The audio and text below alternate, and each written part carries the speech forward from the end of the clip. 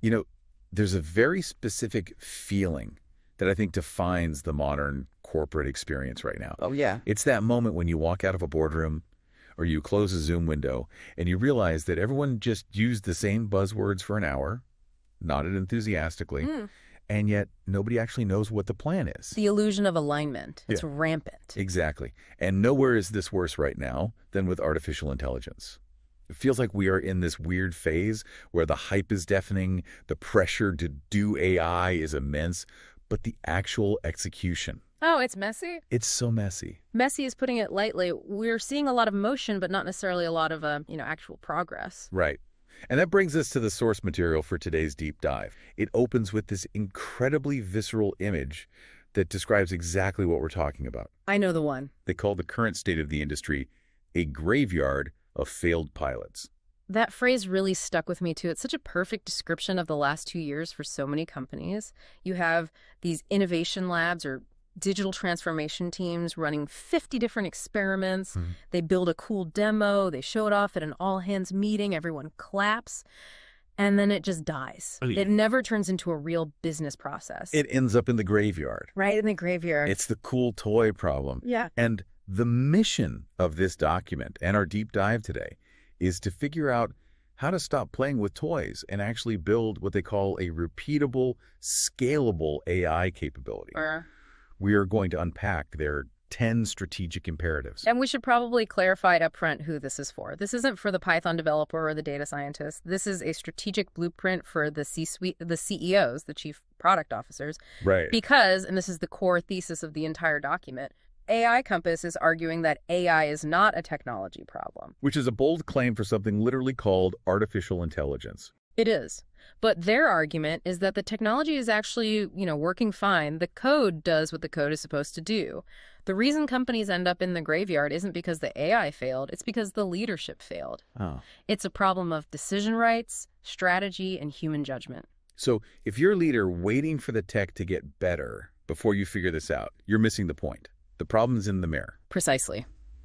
Okay, let's get into these 10 imperatives. They break them down into 4 main segments, and the first one is the foundation. Imperative number 1, enterprise truth, not hype.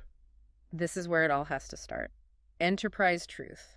It sounds a bit philosophical, but in the context of this document, it's actually a defense mechanism. A defense mechanism against what? Against vendor noise. I mean, if you are a CXO right now, your inbox is exploding with vendors promising you magic.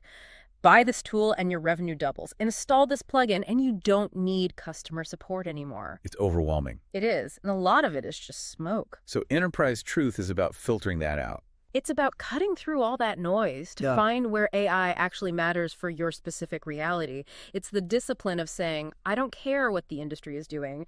I care about our messy data, our legacy systems, and our actual customer problems. It's the difference between we need a generative AI strategy because everyone else has one, and we need to fix our claims processing workflow because it's costing us $10 million a year. Exactly. One is hype, the other is truth. But finding that truth is only step 1.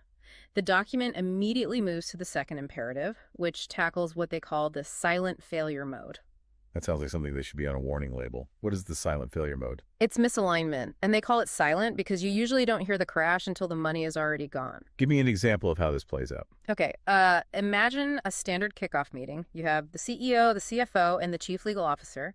The CEO says, we need to use AI to move faster. The CFO says, we need to use AI to cut costs. And the legal officer says, we need to ensure zero risk. And they all nod and say, yes, let's do AI. Exactly. They all leave the room thinking they agreed. But they didn't. They have completely different definitions of success. 6 months later, the product team tries to launch a fast, innovative feature. The CFO kills it because it's expensive, or legal kills it because it's risky. That friction stops the project dead. That is the silent failure. It's like 3 people trying to steer a car in 3 different directions. The car doesn't move. It just tears itself apart. That's a great analogy, and the document offers a specific deliverable to fix this: executive coaching. Now, when I read executive coaching, I usually think of, personal development or leadership style, but this is more technical than that. Oh, much more specific. This is about structural alignment on decision rights. It's getting those 3 people in a room before you spend a dime and deciding, When speed conflicts with risk, who wins? When cost conflicts with innovation, who makes the call? You're defining the rules of engagement before the battle starts. That's it. Because if you don't align on the destination and the decision rights, you are just funding a future argument, and arguments are expensive. Okay, so we found our truth, and we've aligned the leadership so we don't silently fail. Now let's talk about the part everyone cares about, the money. Right. Segment 2 is about money and strategy. And this is where the document takes a pretty hard stance on why you should be using AI. Right. There is a very common trap in corporate AI, which is the efficiency trap. Let's use AI to do what we already do, but with fewer people. Correct. Cost cutting. But imperative number 3 is growth before efficiency. AI Compass argues that if you are only using this tech to save money, you are thinking way too small. You should be hunting for what they call golden use cases. Yes. I love that term, golden use cases. It sounds like something from an adventure movie, but what does it mean in a P&L statement? A golden use case is an application of AI that disproportionately drives revenue, customer advantage, or company valuation. It's playing offense, not defense. Can you give me a concrete example? What's the difference between an efficiency use case and a golden use case? Sure. An efficiency use case is, let's use AI to process invoices 20% faster. That saves you some overhead. It's fine. But a golden use case is, let's use AI to analyze customer behavior patterns and build a personalized recommendation engine that increases our average order value by 30%. One saves pennies, the other makes dollars. That's the idea. Efficiency has a ceiling. You can only cut costs to zero. Growth is theoretically infinite. The document is saying, don't waste this powerful technology on just cleaning up the back office. Use it to change the business. But, and this is a big but, you can't just chase growth with a blank check. That leads us to imperative number 10, actually, which fits in right here, ROI accountability. This is the reality check, because chasing golden use cases can easily turn into burning cash on science experiments. So the document proposes a very rigid framework, the 90-day outcome pilot. I see a lot of pilots in the corporate world that seem to go on for years. Oh, we're still piloting that. Which is the kiss of death. This framework is strict. You have 90 days to prove value. But the part I really like is that they include a low-risk decision point at 45 days. A 45-day kill switch. Essentially, yes, it's a go-no-go gate. You look at the data halfway through. Is this working? Is it trending towards success? If not, you kill it. You stop the bleeding immediately. And what are they measuring? Is it just, does the tech work? No, and that's the key. They are measuring against a North Star KPI. KPI meaning key performance indicator. Right, but it has to be one North Star, not a dashboard with 20 different metrics where you can cherry pick the good ones. You pick one thing that matters. Maybe it's margin, maybe it's customer retention, maybe it's risk reduction. If the pilot isn't moving that specific needle by day 45, you shut it down. It requires a lot of discipline. Hmm. I feel like most companies fall victim to the sunk cost fallacy. Well, we already spent $50,000, we might as well finish it. Which is how you lose $500,000. This imperative is about forcing that honesty early. But let's assume the pilot works. You hit the North Star. The next challenge is imperative number 5, scaling to impact. Moving from the lab to the real world. And this is where things often break. The document makes a crucial distinction here between bolting on AI and embedding AI. Bolting on sounds like adding a spoiler to a Honda Civic. That's actually not a bad comparison. Bolting on is when you buy an AI tool, give your team a login, and say, here, use this extra thing. Which they never do because they're already busy. Exactly. It creates friction. Embedding means redesigning the operating model so the AI is part of the workflow itself. So instead of logging into a separate AI email writer, the AI is just inside your Outlook, pre-drafting the response for you. Correct. The user shouldn't have to go to the AI.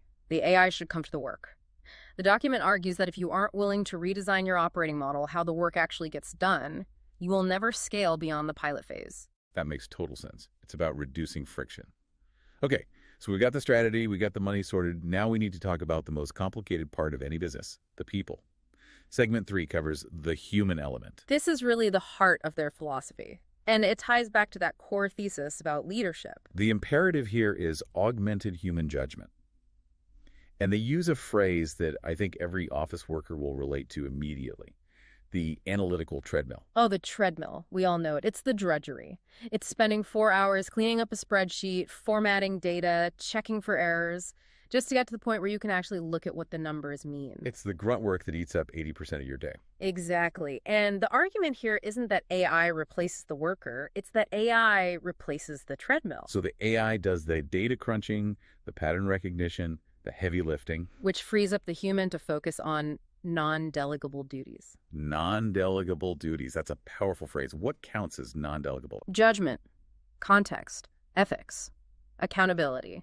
An AI can run 1,000 simulations and tell you option A yields the highest profit, but it can't tell you option A will destroy our reputation in this community, or option A goes against our core values.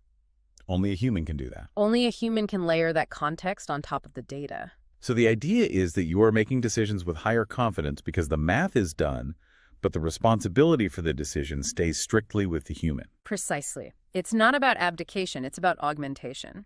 But, and we have to address this, trusting the machine to do the math carries its own risks.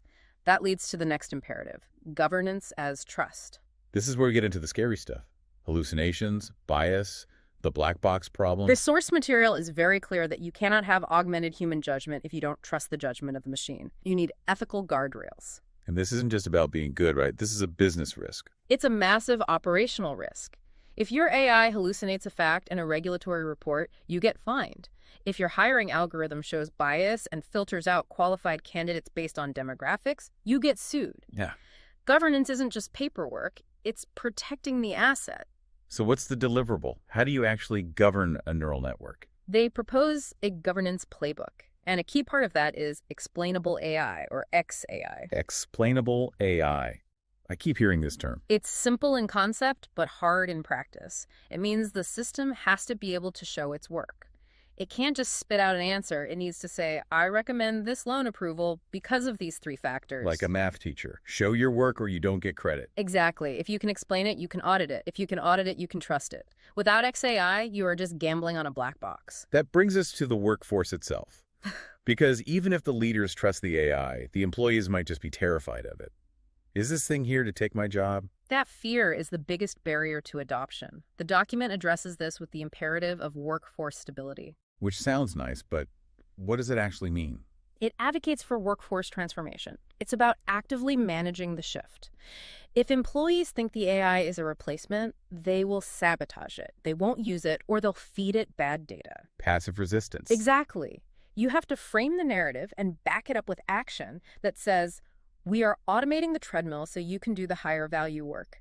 And then you have to provide the upskilling to help them do that work. You're protecting the people, not the jobs.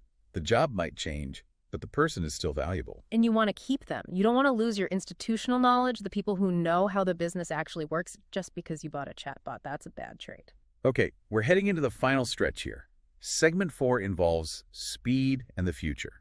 Because if AI does anything, it speeds things up. Speed is the new currency. The imperative here is decision velocity. Decision velocity, not just working fast, but deciding fast. It's about reducing decision latency. Think about how long it takes a normal large company to make a hard decision. Weeks, months. Easy. You need the data, then the analysis, then the meeting, then the follow-up meeting. Right. The latency is huge. The argument here is that by using AI for pattern recognition and scenario simulation, you can collapse that timeline. How so? Imagine walking into a strategy meeting. Instead of saying, we need to study the impact of a price cut, you walk in with an AI simulation that has already modeled 3 different pricing scenarios and their likely outcomes.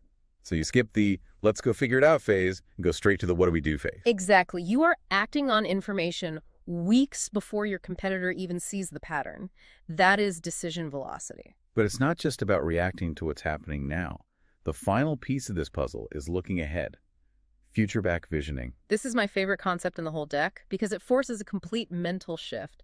Most corporate planning is present forward. We made $100 million last year. Let's try to make $105 million this year. Right. It's incremental. It assumes the future will look basically like the past, just a little bigger.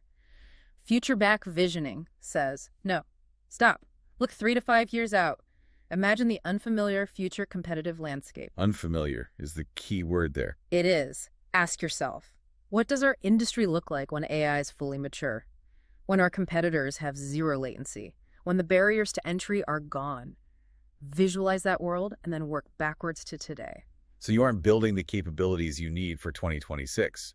You're building the capabilities you need to survive in 2030. Exactly. If you only plan present forward, you will optimize yourself right into obsolescence. You'll be the best horse and buggy manufacturer in a world of Model Ts. That is a daunting thought. But I guess that's why AI Compass pitches themselves the way they do. They have a section at the end explaining their specific value proposition. They do, and it ties everything back to the start. They claim their differentiator is that they aren't just technologists, they are enterprise leaders. They've sat in the chair. Right. They bring global business experience. Their pitches, we aren't here to install software. We are here to help you lead through a transformation because, again, this is a leadership problem. So we've gone from the graveyard of failed pilots all the way to future-back visioning. We've covered truth, alignment, golden use cases, the human element. It's a comprehensive roadmap. It's a lot to digest. If you had to distill this down for the listener, the executive, who is driving to work right now, maybe gripping the steering wheel a little tight, thinking about their own messy AI strategy, what is the headline? I think the headline is, shift your focus. Stop obsessing over the models and the tech specs. Stop worrying about which vendor has the coolest demo. Shift your focus to enterprise truth and augmented human judgment. It's not about the bot, it's about the business. It is. Being a well-informed leader isn't about knowing how to code neural networks. It's about knowing how to use these tools to improve your decisions, protect your people, and clarify your strategy. It's that combination of high-tech capability and high-touch leadership. That's the winning formula. I want to leave everyone with a final thought to mull over. And it comes back to that augmented human judgment piece. We talked about how great it would be to get off the analytical treadmill, to let the AI handle the boring data crunching. Freedom from the spreadsheet. It sounds like paradise. But here is the provocative question. If the AI takes over the analysis, if it handles all the logic, all the pattern recognition, and serves up the best options on a silver platter, are we, as leaders, actually ready to step up and own the non-delegable part? That is the heavy question. Because right now, we hide behind data a lot. The numbers made me do it. But when the AI does the numbers perfectly, all that is left is your ethics, your values, and your courage. When you strip away the grunt work, the only thing left is pure judgment. Are we ready for the weight of that responsibility? I think that's what separates the managers from the leaders in this new era. That's it for this deep dive into the AI Compass deliverables. Thanks for listening. See you next time.